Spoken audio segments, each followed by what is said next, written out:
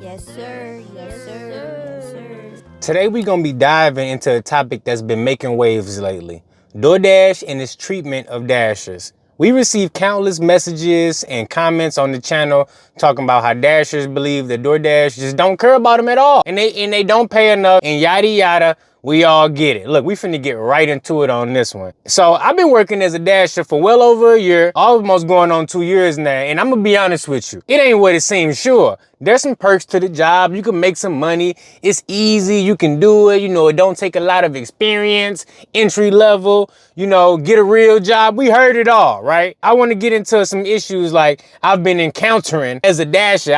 We know we feel undervalued and underpaid. So it seems like we're not alone in hearing these concerns. Many Dashers have reported experiencing problems such as inconsistent pay, long wait times. They sign up for earn by time. They don't get the whole hourly pay. They say, oh, you was only active for 40 minutes. We get it. Like DoorDash, they didn't say it all. They didn't did it all. But based on my research and my discussions with Dashers, it appears DoorDash pay model just can't hold up. They just can't sustain this for long. And the way you can tell this is by the summer slowdown. It is so slow right now. Dashers ain't getting no orders. You ain't making no money. I mean, it's just really bad overall. And the thing is, we all knew this was going to happen. We all expected this to happen. But what we didn't expect was for all these new programs to be thrown on top of it. And to make matters worse, you got Dashers out there who didn't grind it for Top Dasher, putting blood, sweat, and tears and dignity to get Top Dasher just for the new program to come to their area. And now they getting kicked out of LOP. They getting kicked out of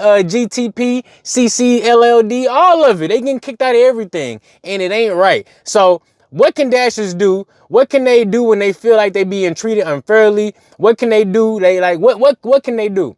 So first of all, you can keep track of your earnings. Maintain a record of your deliveries, your pay. Keep track of everything, and you can try your best to communicate with support. But let's be honest. Look, you're going to get some chickens and some cows and some roosters on the phone. They're not gonna do nothing for you, okay? You got to worry about yourself. Yes, support is there to help you out every now and then, unassign an order, but for the most part, they can't do nothing for you.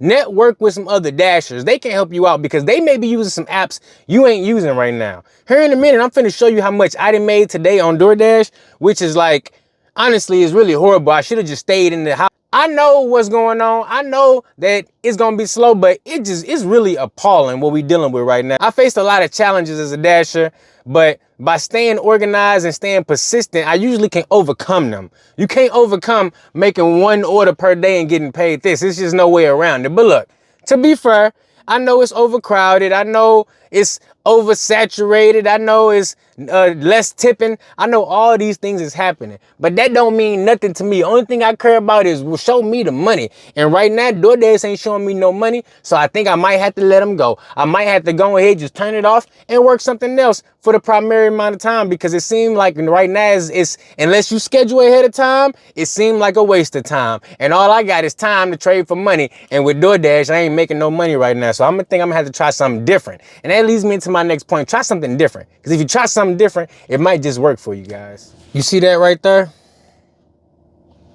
Look at it in all its glory. That's how much I done made today with DoorDash. DoorDash Summer Slowdown is here. It is real. Dashers ain't making no money out there. Look, I know a lot of folks been in the comment section saying, they market has changed. It's slow. You ain't making no money. Well, hey, I'm here to tell you, I am in the same boat. I'm right there with you. You see it now. I know Mondays are typically slow, but look, you see it right there in all its glory. That's how much I done made. Now, this how much I made last week with DoorDash, and I was out there hustling. I don't even know how many hours it say right there, but I was out there hustling last week. You got to hustle when it's slow like this. When it ain't a lot of orders, you got to be out there getting it. But I just want to let you know, trader, feel your pain. I ain't made no money with DoorDash. And today, I went out, I got that one order, and that was it on DoorDash, and I hung it up. I said, look, I'm about to go home. I'm about to chill. I'm about to relax, because it's the summertime. It's slow, and why push it? If it ain't no orders out there that's acceptable for me, why push it? Why sit out there in the car when it ain't nothing going on? Hey, I might as well go home and relax, turn the game on, You know what I'm saying? Make me something to eat and relax and try again the next day, because today was not the day. It just wasn't hitting today, guys.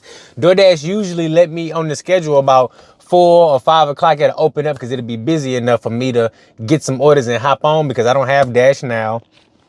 I'm not a top dasher. I don't plan on becoming a top dasher, because I would have to take for one, a whole lot of orders that I deem unacceptable, and I would have to do a whole lot of orders and go to a whole lot of areas that I don't want to go to in order to hit that rating. And I just can't see myself doing it. In turn, I can't dash now, and I find in my market, but around 4 o'clock every single evening, I'm able to get on, because it's just busy enough to where even without me having Dash now, I'm able to hop on and get a few orders that's acceptable for me. Today, nah, it just was not happening. So what do you do when it's slow? What do you do when you can't make no money the same way you usually do, when you're not seeing no orders? You know, you've been out all day, you only done made 50 bucks, cost you 15 in gas. What do you do? What is the answer to the problem that we all facing out there as DoorDash drivers? Well, I'm gonna tell you what the answer is right now. The first thing you gotta do is you gotta expand your horizon, guys. You can't be stuck in the same bubble. You can't be doing the same things you was doing last year. If you're using all the same apps you was using last year, you're losing. I'm gonna let you know that right now. Not only do you gotta do something different, you may have to be somewhere different. This time last year, I was in Sioux Falls, South Dakota, and I wasn't trying to deal with no summer slowdown, but guess what? I had to deal with it. And I knew that this year I wanted to be doing something different, so that when I did inevitably encounter that summer slowdown, I was already incurring some passive income doing something else. That something else this year just happens to be, I'm working on the YouTube, I'm working with a couple, partners and sponsors, and doing some things outside of delivery and food, so that I can have some extra money coming in. But hey, that don't mean that it's paying all the bills. I still myself need to expand and find new things to do that can fill that gap, so when the slow times happen throughout the year, I'm still making that money. So my question to you is it slow out there for you right now, or is it jamming in your market? I know a few dashers out there like, look, I got top dashers, so I'm cool.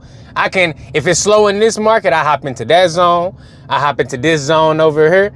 And I hear you on that. Don't get me wrong. I do hear you on that, because look, when I'm over in St. Louis and it's busy and it's jamming, I can hop from Webster to Clayton, downtown. Maybe I'm a little further up north. Maybe I go in Florissant, hop on over to, St. Charles. Maybe I hop over to Bridgeton, Maryland Heights. The sky's the limit when you have multiple zones stacked on top of each other. But what do you do when you just got one zone, one rectangle, one triangle, one little oblong to work with? What do you do in those situations? Well, the best thing for you could be the multi-app, honestly, because if you already dealing with 2-3 different food delivery apps, if one becomes dead, the other one's probably gonna be hidden. Everything usually ain't all the way slow at the same time, but that can happen too.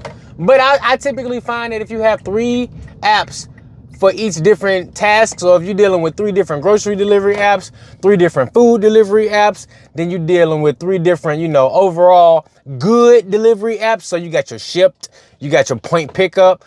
Then you kind of got a little bit more of a cushion as far as when things get slow. Now, my cushion is a little bit deflated right now myself. Only thing I got as far as food delivery is Walmart, Spark, and Instacart. I don't got my red card on DoorDash, so I'm missing out right there. And then on the food delivery side, I'm missing out on Grubhub, because I'm only dealing with Uber Eats and DoorDash right now. So I got to get it together myself. As far as the other types of pickups, good, that stuff that's not food delivery and it's not grocery delivery, I need to get more into this roadie. I need to get more into this Shipt, because those could be some things that pick up when the food delivery slows down. Because we all get stuck thinking about DoorDash or Uber or food or hot stuff. What about the items that people need? What about the construction workers that need the items to their construction site every day? What about some laundry services? What about these other gig apps that may increase during the summertime? We all know that the college kids come out during the summer, they out dashing. You got the old folks in retirement, they out dashing, trying to make them a couple dollars. All the people that's not out during the school season in the wintertime, they out right now dashing, making that money. Even if it's only a little bit of them, that's taken away from your daily and weekly profits. You feel what I'm saying? So maybe we need to look into more of these other types of delivery that's not food for the summertime, so that we can kind of make up some of that ground that we losing when all these other folks that's normally not out dashing in our areas when they come and flood the market. We got to think about these things so that we stay ahead of the curve. And then we also can think about, you know, on the ones and twos side of things, on the financial freedom and passive income side, what can we do? Or can we, you know, maybe save some money on some expenses that we have as gig economy drivers? Can we save some money on gas? Can we save some money on tires? Can we save some money on oil changes? Can we save some money on the things that we know are going to be reoccurring expenses so that over the course of a year, we start to recoup some of that money back in our pockets, right? So now we can use that money and put it towards other things. Now, instead of spending $1,000 a year on oil changes, you spending, you know, $750 or better yet, $650. Now you can take that $300-400 and put it towards something else. Invest it in your business or invest it in yourself or just use it on something you want. These are the things we got to think about when we thinking about the summer slowdown and the time where we know things are gonna get slow. Because it's not just a summer slowdown. There are other times throughout the year that these different gig apps become slow. We just all typically think about for food delivery, summer slowdown. But on the flip side of that equation, because it's always a heads to a tails, what parts of the gig economy increase volume and increase revenue during the summertime? Let's focus a little bit on that, and maybe we can begin to turn something that's a negative for our community into a positive, and we can make that money like we supposed to. Now, I'm right here at Casey's, y'all. I know I was sitting there spitting for a little second, but I'm about to go on up in here. I'm about to grab me some Zoom and some Wham Whams real quick, and I'm about to have me a little chill night because I knew it was gonna be slow. I know it's the summertime. I know my market, and I know I gotta stay prepared for whatever I may encounter when I'm out and about. So look, if you made it this far in the video, you the real MVP. Look, I'm about to go in here and grab me some little drink. I think I'm about to grab me some tequila for my baby mama, grab me something to drink for myself, maybe just some beers or something. But look, I'll catch you tomorrow. Look, stay safe, stay dashing, and hit that like and subscribe button if you found value in this video. Hey, let me know, look, let me know if you can relate. We got the Jose Cuervo. I got me a $10 scratch-off ticket, and I got me a couple pack of game Rellos. We in there. Look, this is what I'm doing for the night. I ain't finna be out here stressing. It's already 8:43. I'm out here. We about to go home and chill. I'll catch y'all in the next one.